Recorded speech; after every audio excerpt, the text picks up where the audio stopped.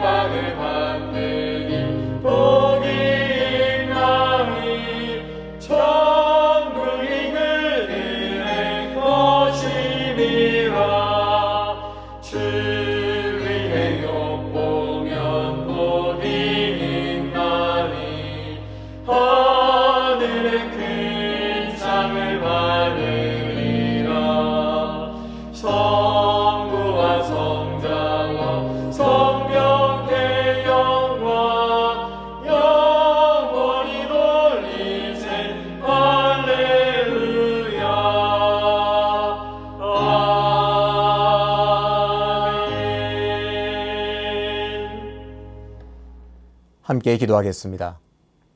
아버지 하나님, 은혜와 사랑을 감사합니다. 사순절을 우리에게 허락하여 주셔서 주님의 십자가를 깊이 바라보게 하시고 주님 가신 길을 뒤따라 걸으며 주님과 동행할 수 있는 은혜 주심을 감사합니다. 계속해서 사순절 동행 40일 그 동산으로 가는 길을 통하여 하나님의 말씀을 듣고 있습니다. 하나님, 특별히 말씀의 큰 은혜를 허락해 주시고 말씀의 큰 깨달음을 우리에게 허락하여 주셔서 그 말씀에 순종하여 하나님을 기쁘시게 하는 복된 성도들 될 수 있도록 인도하여 주시옵소서. 아버지 하나님, 우리가 흩어짐을 두려워하여 또 우리가 우리끼리만 즐거워하는 모습이 아닌지 보게 하심을 감사합니다. 하나님, 우리끼리 즐거운 것보다 하나님 원하는 마음, 세상을 향한 하나님의 마음을 그대로 받아서 복음을 전하며 그 사람들을 주님께로 인도할 수 있는 복된 전도자들로 삼아 주시옵소서. 그래서 수유제일교회를 통하여 수유제일교회 성도를 통하여 많은 사람들이 주님께로 돌아오는 은혜의 역사가 일어나도록 인도해 주시옵소서. 그 말씀을 전하며 주의 사랑을 전하는 입술에 권능 허락하여 주셔서 진심이 담긴 그 사랑과 진리의 말씀이 역사하게 도와주시옵소서. 아버지 하나님, 전 세계에 또 전쟁의 소문이 있습니다. 전쟁이 속히 멈추게 하시고 무고한 생명이 또 목숨을 잇는 안타까운 일이 이제는 멈추도록 역사하여 주셔서 그 땅이 죽음의 역사가 아니라 생명이 역사하는 복된 자리들이 될 수 있도록 인도하여 주시옵소서. 또 산불로 인하여 피해를 입은 많은 이웃들에게 하나님 위로하시고 그들에게 진정한 도움의 손길이 미칠 수 있도록 역사하시고 인도하여 주시옵소서. 오늘도 겸손하게 하나님의 말씀 앞으로 나아갑니다. 하나님, 겸손한 자에게 말씀의 은혜를 주시고 하나님의 큰 능력을 선물로 허락하여 주시옵소서. 감사드리며 예수님의 이름으로 기도하옵나이다. 아멘. 오늘 우리에게 주시는 하나님의 말씀은 마태복음 5장 1절부터 3절입니다. 예수께서 무리를 보시고 산에 올라가 앉으시니 제자들이 나온지라 입을 열어 가르쳐 이르시되 심령이 가난한 자는 복이 있나니 천국이 그들의 것임이요. 오늘의 한 문장입니다. 이 본문은 하나님께서 세상을 뒤엎고 계신다는, 아니 그보다는 세상을 바로 잡고 계신다는 왕의 선포이다. 하나님의 나라를 여신 예수라는 제목으로 말씀을 전하겠습니다. 그 동산으로 가는 길을 걸어가고 계시는 모든 성도님들을 진심으로 축복합니다. 사순절 동행 40일의 시간을 통해서 예수님을 더 깊이 만나고 또 그 모든 삶이 예수님께 녹아드는 복된 시간들이 되시기를 소망합니다. 동행 5일째 본문은 산상수훈의 내용입니다. 예수님께서는 무리를 보시고 산에 오르셔서 천국의 비밀을 알려주시는 그런 내용입니다. 내용을 보기에 앞서 마태는 이 산상수훈을 얼마나 중요하게 여겼는가를 잠깐 확인해 보겠습니다. 예수님은 세례 요한에게 세례를 받으시고 광야에서 40일을 보내셨습니다. 그리고는 곧장 회개하라, 천국이 가까웠다고 선포하시면서 공생애를 시작하셨습니다. 그리고 또 제자를 부르시고 가르치고 전파하시고 고치시는 사역을 하셨습니다. 그리고 오늘 바로 곧장 이 본문으로 이어지죠. 그러니까 마태가 생각하기에 이 산상수훈은 너무나 중요한 내용으로 여겼습니다. 이 산상수훈은 참 중요합니다 라고 그는 여겼습니다. 예수님의 첫 선포가 회개하라, 천국이 가까웠다 였습니다. 천국 그리고 하나님의 나라를 선포했죠. 그리고 하나님 나라를 전파할 그 제자들을 부르셨습니다. 그리고 오늘 본문에서 이제 그 천국, 그 누가 천국 백성인지를 알려주십니다. 천국 백성이 어떤 복을 누리는지를 알려주십니다. 단순하게 생각해도 천국이 가까웠다는 말은 새로운 세계가 도래했다는 말입니다. 그렇다면 그동안 어떤 나라 또 어떤 세계였습니까? 회개하라, 천국이 가까웠다. 이런 말로 하면 회개하라, 새로운 세계가 왔다. 그렇게 말씀하시죠. 그동안 어떤 나라, 어떤 세계였습니까? 적어도 하나님 나라는 아니었습니다. 회개하라, 하나님 나라가 가까웠다는 말은 적어도 그동안은 하나님 나라가 아니었다는 말이 됩니다. 나라는 기본적으로 통치와 관련되어 있습니다. 그동안 누가 통치했습니까? 누가 이 세상을 지배했고 또 누가 이 세계의 지배를 받았습니까? 사단이 통치했고 사탄의 통치 안에 있었습니다. 그래서 바울도 복음을 설명하면서 복음 진리를 설명하면서 예수 믿기 전의 성도의 상태를 마귀의 종이 되었던 상태라고 말하고 있습니다. 이제 예수 그리스도가 이 땅에 오셔서 하나님 나라를 선포하십니다. 1절을 다시 읽겠습니다. 예수께서 무리를 보시고 산에 올라가 앉으시니 제자들이 나온지라. 사실 이번 설교를 준비하면서 이 1절에서 저는 적지 않은 충격을 받았습니다. 먼저 반성이 들었습니다. 왜 이 본문을 쉽게 지나갔지? 주의 깊게 보지 않았지? 그리고 이 본문 안에 1절 안에 담긴 귀한 비밀을 깨닫고 참 감사하면서도 충격을 받았습니다. 그동안 1절을 너무 지나쳤던 생각이 들었습니다. 2절에서 예수님은 이 무리들을 가르치신다 이렇게 말씀하세요. 생각해 보겠습니다. 이제 예수님께서 천국을 선포하셨고 제자들을 부르셨고 가르치고 전파하시고 고치시는 사역을 하시면서 많은 무리들이 따라오는 것을 보시고 산에 올라서 말씀을 전하십니다. 천국의 비밀을 가르치십니다. 사람들이 많이 모인 자리에서 효과적으로 그 말을 전달하기 위해서는 어떻게 해야 할까요? 멀리 생각할 것도 없습니다. 요즘 대선이 코앞이라 유세장의 열기가 뜨겁습니다.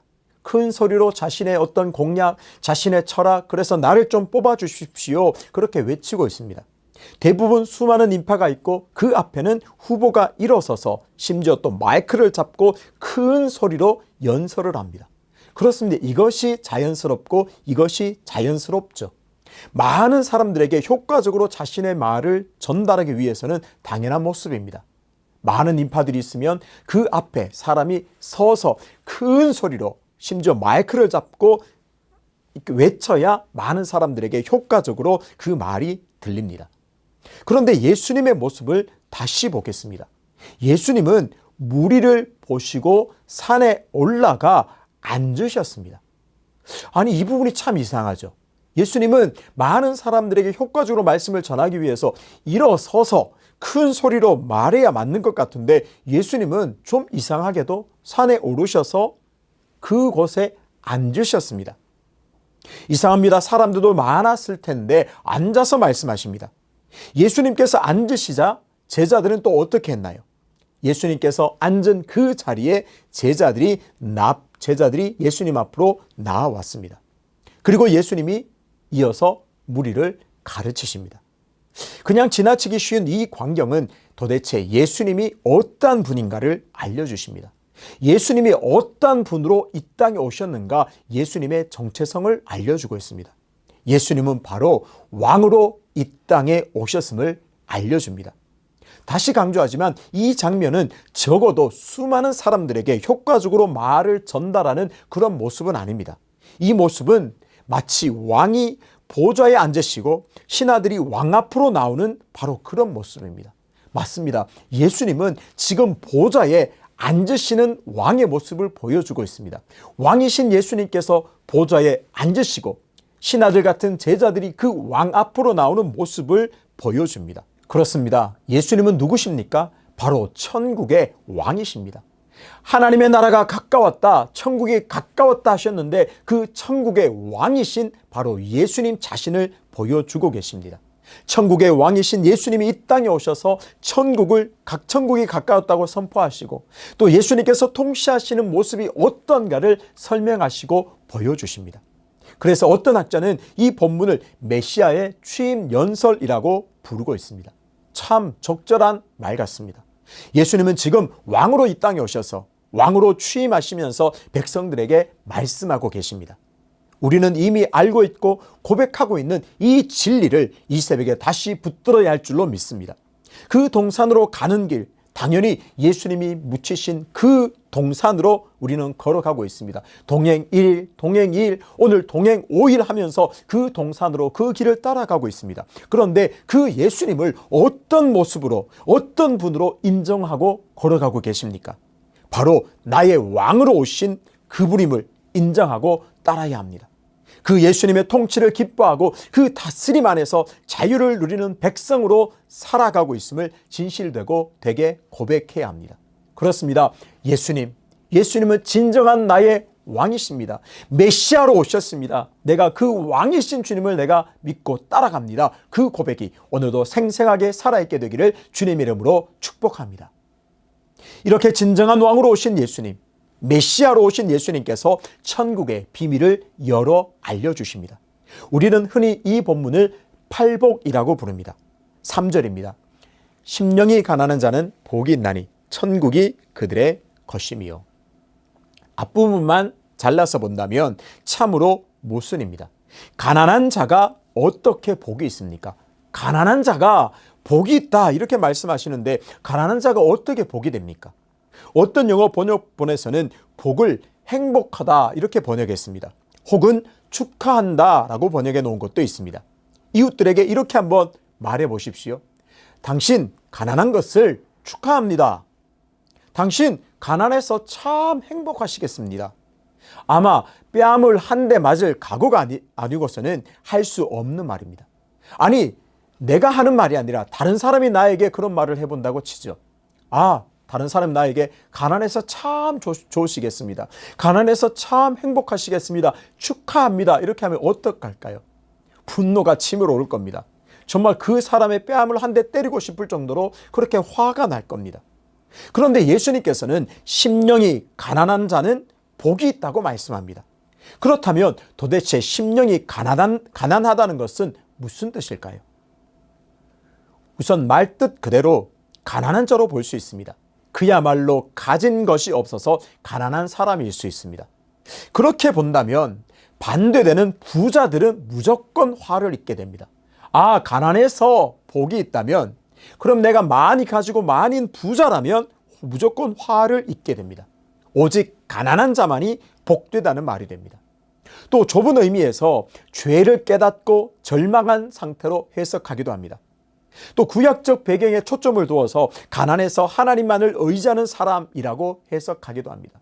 그런데 물론 가난은 당연히 결핍입니다. 무언가 없는 상태, 무언가 부족한 상태, 없어서 힘든 상태입니다. 그런데요, 중요한 것은 예수님은 무엇의 결핍인지를 말씀하지 않았습니다. 너희들 무엇이 없어서 가난하지? 그래서 복되다. 무엇이 없어서 결핍인지를 말씀하지 않으셨습니다. 그렇지만 대체로 심령이 가난한 자는 하나님의 은총에 겸손히 의지하는 자들로 해석합니다. 오직 다른 것 의지하지 않고 오직 하나님의 은총, 하나님의 그 은혜를 겸손하게 바라보는 자들로 해석합니다. 이사야 57장 15절에도 이런 말씀이 있죠.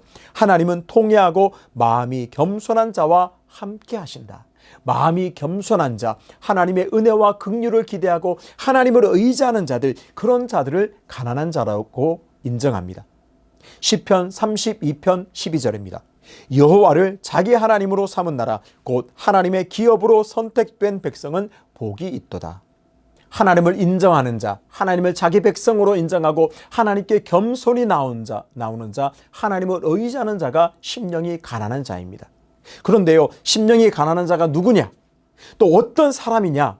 이것보다 더 중요한 것이 있습니다. 심령이 가난한 자는 이런 사람입니다. 심령이 가난한 자는 하나님을 정말 겸손하게 그 은혜를 구하고 하나님께 요청하고 하나님께 붙들린 인생입니다. 이것보다 더 중요한 것이 있습니다. 예수님께서 심령이 가난한 자라고 말씀하실 때 더 중요한 것은 그런 이유로 이들이 예수님께로 왔다는 것이 더 중요합니다. 다시 말해서 예수님께서는 다른 이유에서가 아니라 영혼의 가난 때문에 예수님 자신에게로 온 사람들을 향하여 자신에게 잘 왔다, 그렇게 말씀하고 있습니다. 그래, 너희가 다른 어떤 이유가 아니라 영혼의 가난 때문에, 영혼의 결핍 때문에 나에게로 왔구나, 나에게로 온 너희들 참 잘했다, 그렇게 축복하시고 인정하시고 그렇게 칭찬하고 계십니다. 그렇습니다. 영혼의 가난 때문에 하나님의 은총만을 의지하는 자들이 천국을 받게 됩니다. 더 중요한 것은 예수님을 왕으로 모신 자들이 천국을 상속받게 됩니다.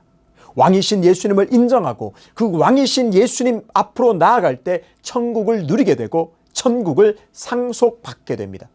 예수님은 천국의 왕이 되셔서 겸손하게 자신에게로 나오는 자들에게 천국을 선물로 주십니다. 참으로 놀라운 일입니다. 우리는 흔히 이것을 역설이라고 부릅니다. 기독교의 특징은 바로 역설입니다. 가난한 자가 복이 있다. 가난한 자는 실패자요 소외된 자가 아니라 천국의 백성이 된다. 복 있는 자다. 참 행복한 자다. 축하받을 자다. 그렇게 되는 것이 바로 기독교의 놀라운 은혜죠. 예수 그리스도의 통치를 받으며 상속을 받게 됩니다. 예수님께서 산에서 무리를 가르치셨습니다. 예수님은 여러 선생 중 한 명으로 가르치신 것이 아닙니다. 왕으로 임하셔서 보좌에 앉으신 것처럼 그 산에서 앉으셔서 메시아로 오신, 그 왕으로 오신 예수님으로 왕으로서 그들에게, 백성들에게 말씀하셨습니다. 사순절을 보내면서 예수님이 진정한 나의 왕이심을 다시 고백하십시오. 왕이신 예수님은 세상의 구조를 바로잡으셨습니다. 심령이 가난한 자에게 복을 허락하시고 천국 백성이 되게 하셨습니다. 어떤 조건을 충족하거나 무엇을 해야 들어가는 구조가 아니라 왕이신 예수님께 나오는 자가 복을 받았습니다. 왕이신 예수님을 인정하고 그 앞으로 나오는 자가 천국을 소유하게 되었습니다. 오늘 묵상글 톰 라이트의 글을 이어서 보겠습니다. 우리의 내면을 갉아 들어가는 굶주림이 있었다. 그런데 심령이 가난한 자들이 천국을 상속받을 것이라고, 슬픔에 찬 사람들이 위로를 받을 것이라고, 굶주린 사람들이 배를 채울 것이라고 그가 말하고 있다. 그래, 바로 이거다. 이것이 바로 우리가 기다려온 메시지다. 그런데 그 일은 어떻게 일어나는가? 세상의 구조는 가난한 자는 실패자로 말합니다. 가난한 자는 낙오됩니다. 가난한 자는 돌봄을 받지 못합니다. 슬픔에 빠진 자, 애통하는 자는 그 슬픔 속에 눌려 있는 구조일 수밖에 없습니다. 그런데 예수님은 이 땅에 오셔서 그 구조를 바꾸시고 새로운 하나님의 통치의 세계를 보여주셨습니다. 어떻게 이런 일이 가능할까? 그 일은 오늘 내가 왕으로 보좌에 앉으신 예수님께 나아갈 때 일어나게 됩니다. 그 왕이신 예수님 앞으로 나아가 겸손하게 엎드리는 길뿐입니다. 예수님은 나의 진정한 왕이십니다. 그렇게 고백하는 길밖에 없습니다. 그럴 때 세상을 바로 잡으시는 예수님께서 하늘의 만족과 영혼의 기쁨을 회복시켜 주실 줄로 믿습니다. 가난한 자가 복이 있다. 이것은 하나님의 나라에서만 볼 수 있는 놀라운 구조입니다. 이 복을 누리기 위해서 그 산에 올라가 앉으신 왕으로 보좌에 앉으신 그 왕으로 오신 예수 그리스도를 다시 붙들게 되시기를 주님의 이름으로 축복합니다. 예수님을 어떻게 믿고 계십니까? 예수님을 어떻게 따라가고 있습니까? 예수님을 어떠한 분으로 믿고 따라갑니까? 오늘 본문을 통해서 보좌에 앉으신 나의 왕이신 예수님을 다시 바라보십시오. 그분은 왕으로 오셨습니다. 뛰어난 선생으로 오시지 않았고 위대한 왕으로 오셨습니다. 나의 왕, 나의 메시아로 오셨음을 다시 붙들 때에 그 왕이 주시는 놀라운 천국의 복, 놀라운 신령과 진정한 그 복을 마음껏 누리게 되실 줄로 믿습니다. 심령이 가난한 자가 누구일까요? 예수님께, 왕이신 예수님께 왕으로 인정하고 나아가는 자가 심령이 가난한 자일 줄로 믿습니다. 그렇게 심령이 가난한 자가 되어 그것으로 인하여 왕이신 예수님께로 나아가 그분이 주시는 놀라운 하늘의 복을 오늘도 풍성하게 누리게 되시기를 주님의 이름으로 축복합니다. 아버지 하나님, 가난한 자는 복이 될 수 없습니다. 가난한 자는 고달프고 실패자요 낙오자로 인정될 수밖에 없는 세상 구조를 예수님께서 왕으로 오셔서 참 복된 자라 말씀해 주셔서 감사합니다.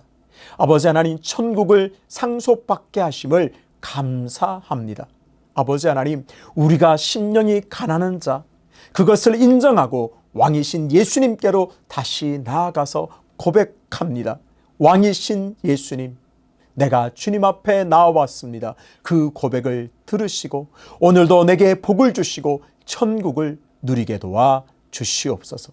연하여 주님 가르치신 기도로 기도하오니 하늘에 계신 우리 아버지, 아버지의 이름을 거룩하게 하시며 아버지의 나라가 오게 하시며 아버지의 뜻이 하늘에서와 같이 땅에서도 이루어지게 하소서.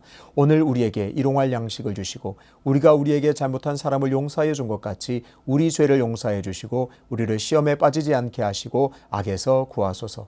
나라와 권능과 영광이 영원히 아버지의 것입니다. 아멘.